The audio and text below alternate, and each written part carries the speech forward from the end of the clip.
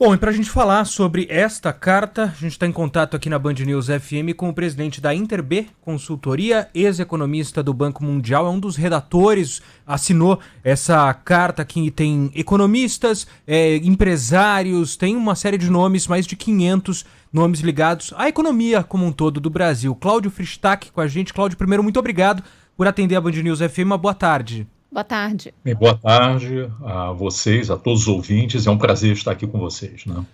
Cláudio, a gente tem... Os números mostram a gravidade do momento que a gente está vivendo. A gente já, entre aspas, normalizou 2.000 mortos por dia. É um número que não choca tanto quanto deveria. Mas queria te perguntar, para começar, o que levou? Qual foi o gatilho acionado para temos que nos juntar e emitir esse comunicado, essa carta que vai ser entregue aos três poderes? E como você vê essa união de mais de 500 grandes nomes ligados à economia assinando um documento pedindo medidas urgentes? Bem, eu acho que o ponto de partida foi exatamente o que você mencionou, o fato que nós temos essa segunda onda que pegou em cheio o país.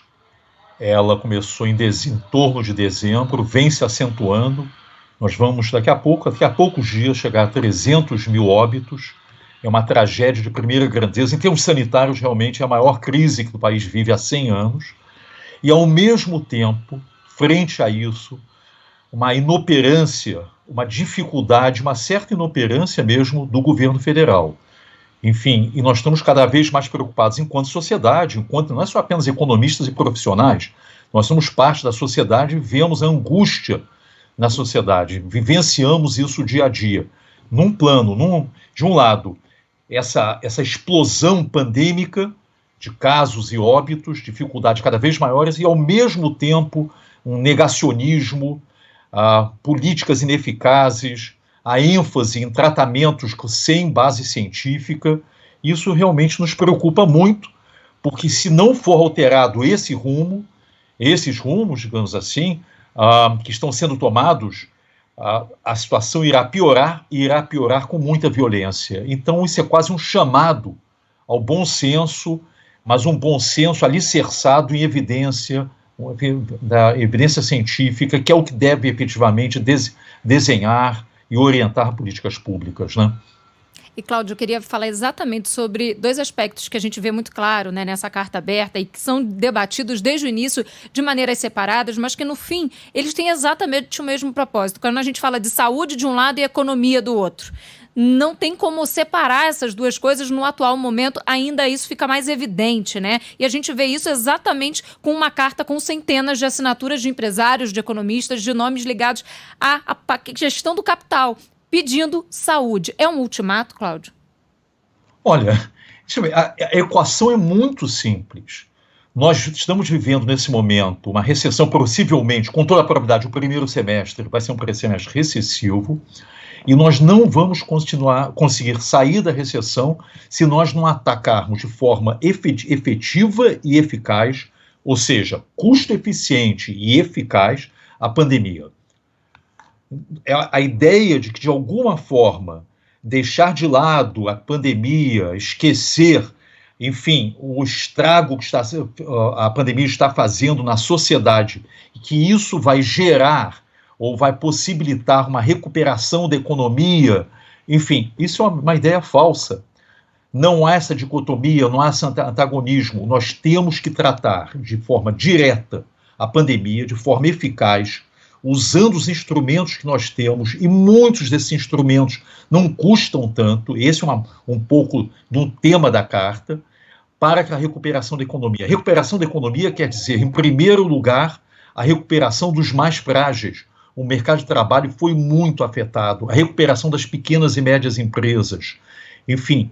Então, essas são as dimensões que nós vemos, e nós, infelizmente, vemos que uma série de medidas que poderiam estar sendo tomadas não estão, e quando estão, vêm ou muito débeis ou vêm com grande atraso, né?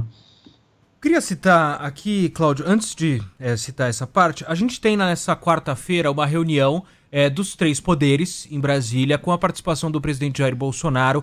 Em entrevista aqui ao Canal Livre, o presidente do Senado, Rodrigo Pacheco, falou que é um momento de união nacional com o comando do presidente da República, Jair Bolsonaro, que é uma tentativa de chegar a esse acordo. Mas a gente já teve o presidente ontem comemorando o aniversário, com aglomeração, mais uma vez criticando as medidas de isolamento, enfim, o discurso não mudou. Quarta-feira é visto como uma reunião assim, pode ser um ponto de virada. E aí eu quero citar o que falou mais cedo em entrevista aqui o Grupo Bandeirantes de Comunicação, o ex-ministro da Fazenda, Delfim Neto. Ele diz, abre aspas, a carta é um aviso e serve para uma única coisa, pedir o impeachment de Bolsonaro, fecha aspas. E a carta também é um ultimato de que ou muda agora ou não tem como o governo federal continuar dessa forma no comando? Veja bem, com todo respeito, nós não estamos em posição de dar ultimato a quem quer que seja. Nós somos simplesmente parte da sociedade. Agora, é muito importante o que você mencionou. Se nós não tivermos uma mudança de rumo, vamos falar em termos bem concretos, uso de máscara, distribuição, isso está na carta, distribuição de máscara, principalmente aos mais frágeis. Segmentos, são dezenas de milhões de pessoas que não têm os recursos para comprar as máscaras. Vamos distribuir gratuitamente máscaras de boa qualidade. Essas máscaras custam em média R$3, podem ser reusadas 5 vezes. Vamos fazer uma campanha de esclarecimento. Isso é uma dimensão. Segundo, insistir a não aglomeração. Evidentemente, se o exemplo vem de cima de aglomerar, de não usar máscara, isso é péssimo. Isso tem que ser mudado imediatamente. Terceiro, nós nos atrasamos muito no que diz respeito à vacinação, ao processo de vacinação, às encomendas das vacinas. Deveríamos ter feito isso lá atrás, julho, agosto, quando elas estavam já disponíveis para encomendas. Nos atrasamos. Possivelmente foi um erro de avaliação de primeira grandeza do governo federal. As pessoas muitos achavam, que isso iria embora. Seja porque era uma gripezinha, seja porque, enfim, não importa, mesmo que não fosse uma percepção de gripezinha, que isso iria embora. Não foi embora e fomos atingidos por uma segunda onda de uma virulência, de uma violência enorme. E, finalmente, algo que custa zero do ponto de vista fiscal, mas tem um impacto econômico enorme. Vamos dar um bom exemplo. Esse exemplo tem que vir de cima.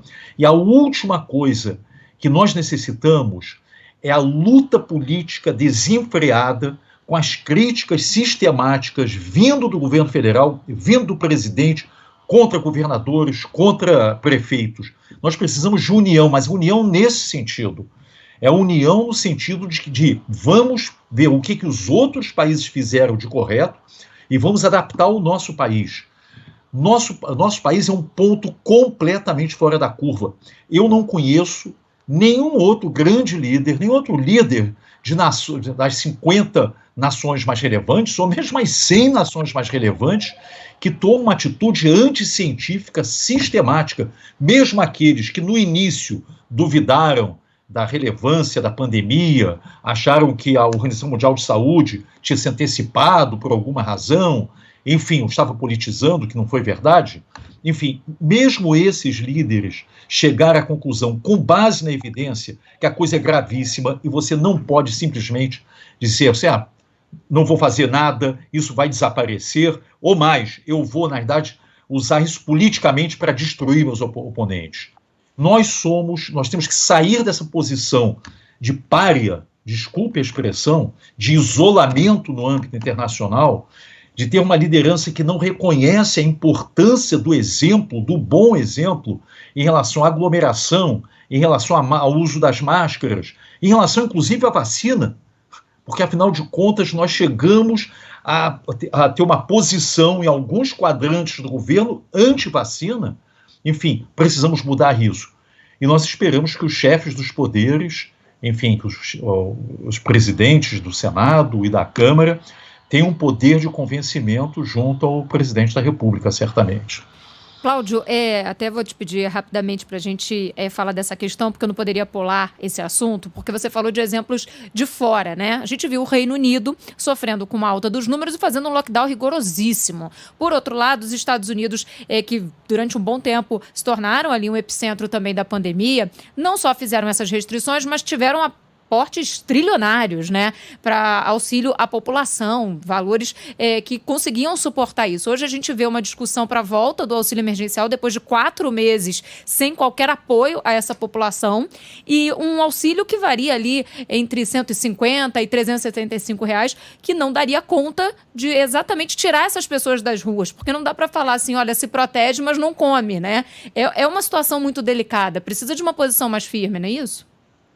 Olha, concordo. Primeiro, você deu 2 exemplos muito interessantes. No caso da Inglaterra, o primeiro-ministro Boris Johnson saiu de uma posição, eu diria, de ceticismo, de negação, para o extremo oposto. Inclusive, uma das razões possíveis pela experiência pessoal dele. Foi uma pessoa que talvez que se não tivesse todos os recursos disponíveis para o primeiro-ministro, ele teria ido a óbito, né, falecido. Segundo, os Estados Unidos, também um exemplo muito relevante. A entrada do presidente Biden, em 20 de janeiro, conseguiu mudar a configuração, porque promoveu uma maior harmonia entre o governo federal, também, os Estados Unidos é uma federação como nós somos, entre o governo federal, estados, condados, municípios, cidades. Enfim, então sim, acho que é extremamente relevante esses 2 exemplos da importância da boa política, do bom governo, partindo do governo federal. Segundo, você tem toda a razão, é muito difícil exigir o isolamento social de pessoas que estão na beira da miséria, digamos assim. Então, nós precisamos, no curtíssimo prazo, evidentemente, do auxílio emergencial, o apoio às pequenas empresas, que muitas das quais estão sossobrando. Nós precisamos isso nos próximos 2, 3 meses em caráter, evidentemente, emergencial e possivelmente numa escala maior. Mas necessitamos igualmente da reforma do nosso sistema de apoio social. E já há propostas, inclusive no Congresso, para racionalizar os gastos e para que esses gastos tenham uma eficácia muito maior. Ou seja, o Estado brasileiro gasta muito, mas também uma boa parte dos seus gastos são concentradores de renda. É bom se lembrar que de cerca de 15% do PIB que é transferido, sob diferentes formas, aposentadorias, etc., somente cerca de 0,5% é o Bolsa Família, que é um excelente programa, um programa muito bem focalizado. Precisamos agora atingir aqueles que estão na informalidade, ampliar o cadastro único e racionalizar os nossos programas de assistência social. Está mais do que na hora e essa pandemia abriu os olhos de nós todos para esses milhões de pessoas, milhões de brasileiros que estão fora do sistema de assistência e de suporte social. Queria agradecer ao Cláudio Frishtak, presidente da Interb Consultoria, foi economista do Banco Mundial. Cláudio, muito obrigado mais uma vez por conversar com a Band News FM. Até uma próxima. Até a próxima e parabéns pelo trabalho de informação, né? Muito obrigado. Agora, 2h57.